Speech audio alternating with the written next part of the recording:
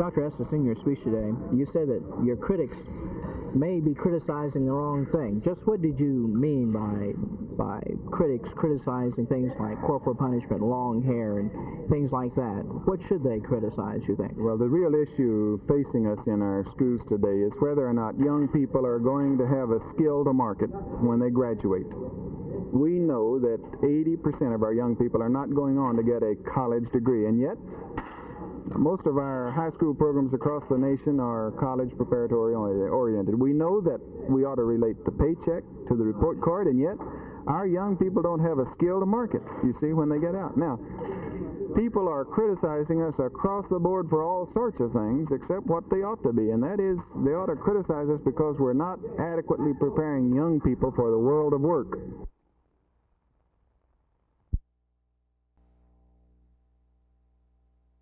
Well, Jess, we feel that this has long been needed in our vocational program to invite businesses in to help us with the things that we as educators are not skilled in and would not be qualified to teach. Now, of course, we would object if they were coming in and teaching things that we're qualified to teach, but we think that in a career development center such as they will have at Skyline, that this program will be very good.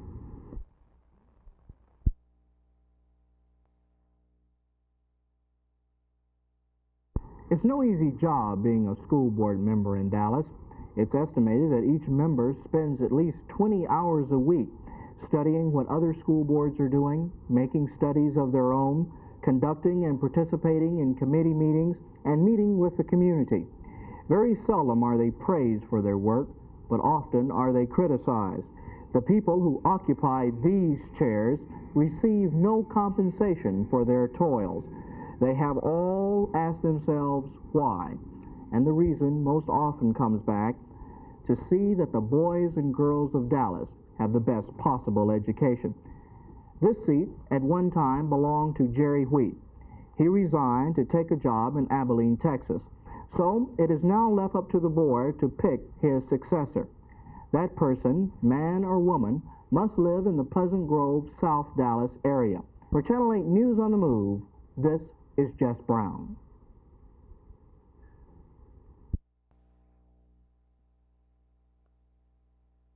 Jay, of course, we've gone into this thing now. I'd like to say council has repealed the budget. They've asked me to present another budget and have a public hearing on this new budget on next Thursday night, 7:30. We've already trimmed the budget that had been approved before down $104,000. By doing this, we've eliminated 14 of the 18 new employees that were going to be proposed. We've had to hold the 4 additional firemen because of the reduction in firemen's hours, work hours. From, as you know, we were going to reduce them from 72 to 56. So these were not additional men as far as fire protection. They were just to reduce the working hours of the employees we have. How about figures on the new proposed budget that you've trimmed down? What sort of tax increase is inherent? This will require $1.15.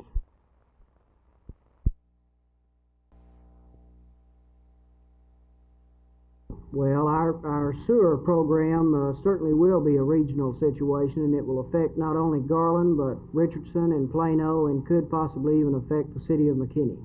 Have you been in consultation with the North Central Texas Council of Governments on this? Yes, sir, we have, and we have discussed it with them. People of our community seem to be more interested in their own personal activities than in the vital interest of water, sewer, and electrical facilities. The improvements covered on this bond program will affect the citizens of Garland in their daily lives and will be the largest single factor in determining the future growth of both residential and industrial development within our city.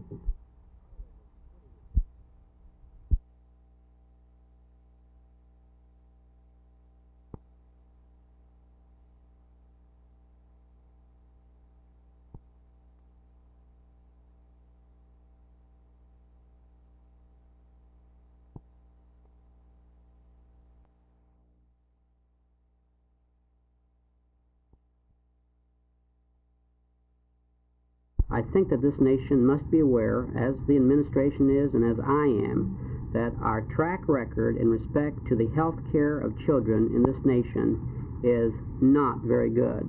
And that's putting it as euphemistically as I can put it. We must develop broader services. People have looked at Head Start, for instance, and have been so concerned about intelligence quotients and reading scores that they fail to realize that that program is the single largest health delivery system to poor children in this nation. When you discover that over 37% of our full-year children and over 43% of our summer children in the Head Start program have an identifiable physical defect, we begin seeing the magnitude of the problem. Now, these children in Head Start typically have something done about these problems, but what we must do is deliver services to children, health services to children, so that they do not develop these diseases and ailments that finally incapacitate them later in life.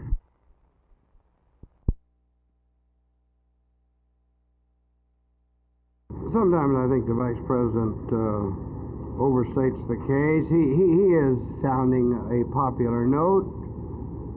But one thing I'd like to say along that line, I don't think there are many people in this country that are the least bit in favor of violence on the campuses, or violence in the streets, or violence in the skies. I think we want to stop it all.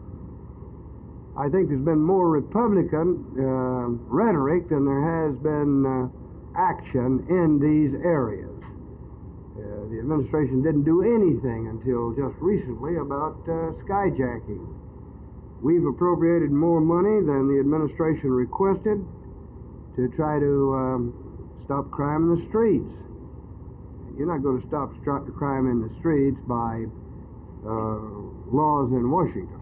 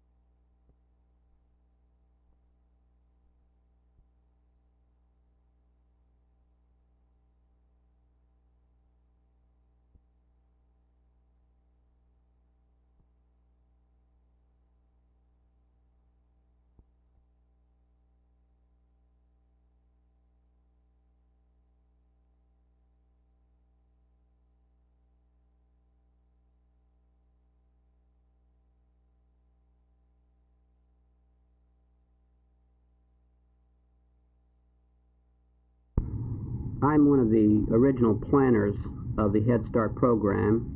I should begin by saying, in my estimation, in terms of delivering services to our nation's needy children, this has been the most revolutionary and most impressive social action program of certainly the last 50 years.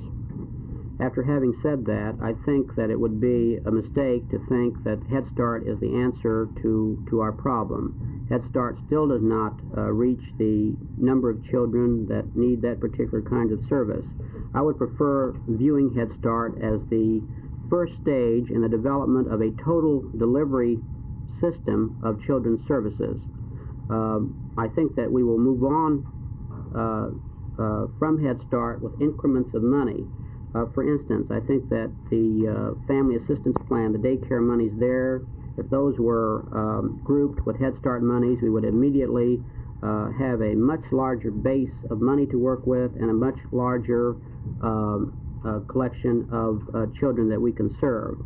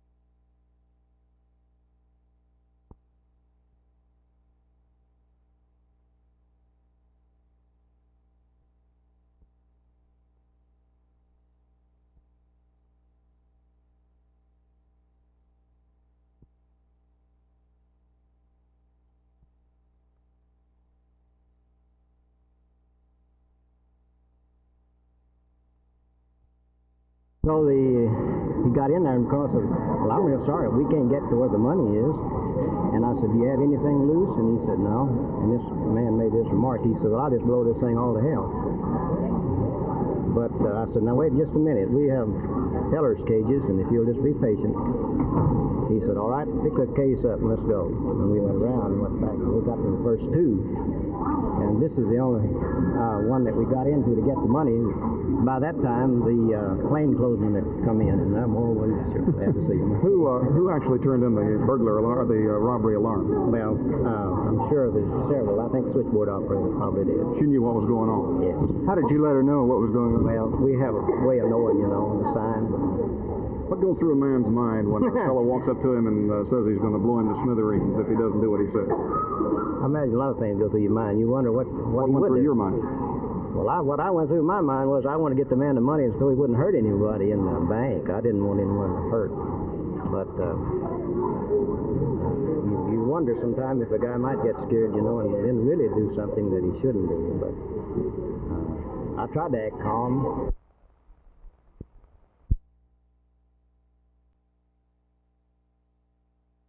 Mr. Johnson, how did you find the aircraft? Making a routine check of my cattle, And in what condition was it when you found it? just as it is right now. Can you tell about how long it's been here? Have you made any other routine checks and may have missed it? Oh, no, I was through here late yesterday, and I'll say around 5:30. And Wasn't here then. so in other words, it was between 5:30 and this morning. That's right. Is there an airstrip around here anywhere? No, sir. Not closer than Weatherford, or between here and Weatherford, that I know of. In other words, it probably just got engine failure and went down here. That would be my idea about it. In other words, you don't think that it was trying to make a landing at an airstrip and missed? No, evidently they knew it wasn't an airstrip unless it was dark, and they were just guessing. Was the plane hot when you got here? Oh, no. No, it's just like it is now. In other words, it had been here for several hours. I'm sure it must have down last night when it was raining so hard, because it didn't burn much grass around or anything. So I think it evidently went down early last night while it was raining so hard. And nobody around here heard anything last night. Are there any houses near here? No, I'm the closest to it. I live over about a mile and a half to my house, and I'm the closest house to it.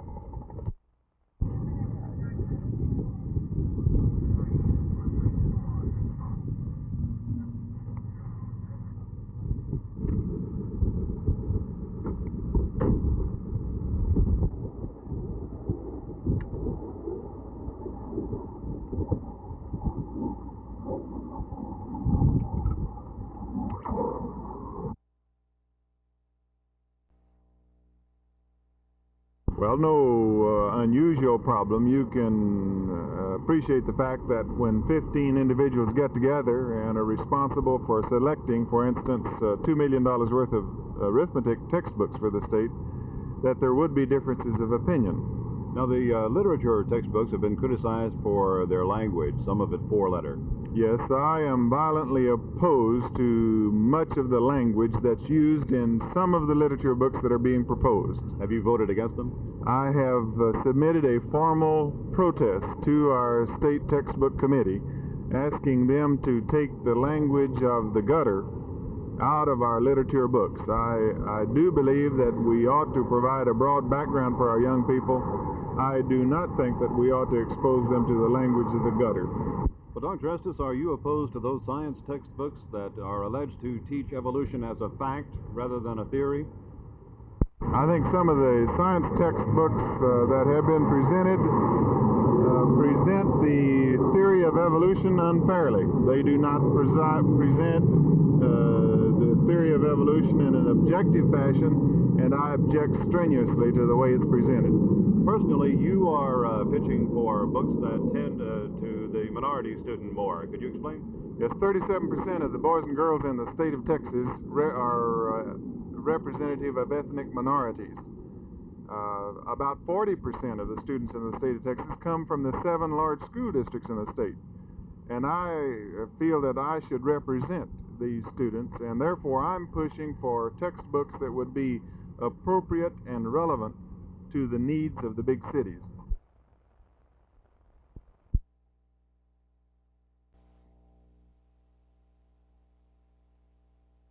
Captain Hogue, could you describe the operation last night? The operation last night was based on after indictment warrants that were involved in about 3.5 months of undercover work by 2 of our undercover officers. What form did this undercover work take? These 2 officers we had working in the field as undercover agents were posing as hippies, and their primary objective was to infiltrate some of the drug abuse problem areas that we have here in Fort Worth.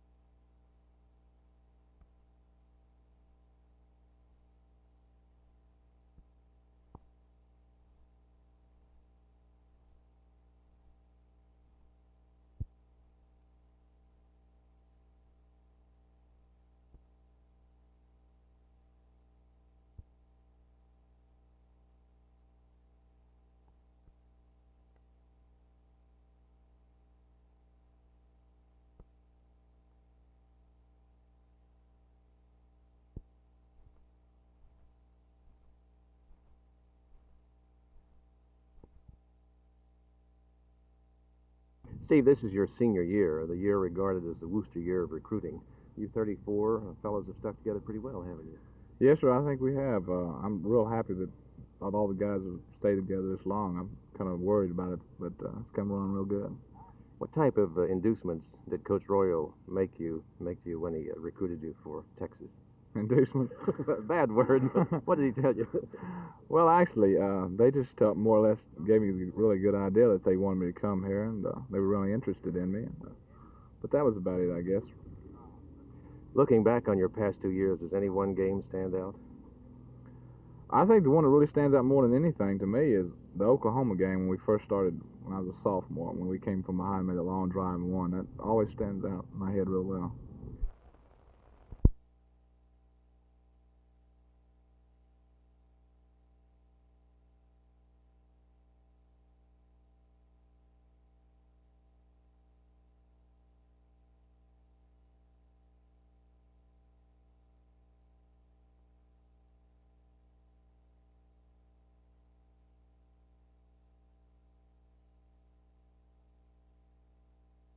How do you feel following in the footsteps of Miss America, Phyllis George? Oh, it's quite something to do, but I kept thinking about what it would be like to fill the shoes of Phyllis George, but I finally decided that I can't because she's a totally different person than what I am, and I've got to just create my new place as Miss Texas, and I hope that everyone else will look at it that way too, and not think of it necessarily as filling the shoes, but creating a new place in Texas.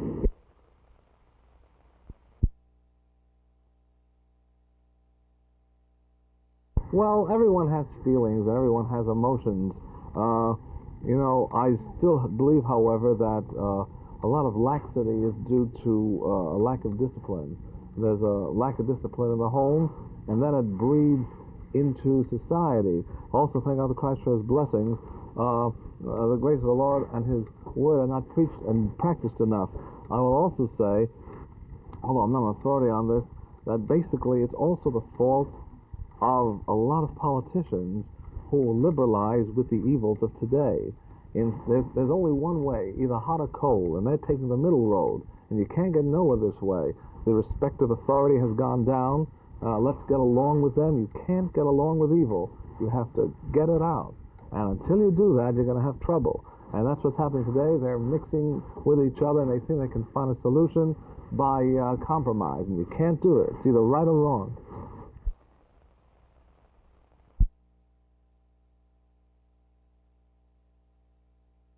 If fairly stiff landing fees were charged, both general aviation aircraft and air carrier aircraft, this would induce the users of runway space to economize on their use of runway space, and at the same time it would make more funds available for expansion of the amount of runway space that's available. What happens if the air carrier passes this increase in price along to the consumer, in this case the passenger, though? I see no reason why this should not be done. Obviously, where the congestion occurs, the passengers are willing to pay more for the service than they're currently paying.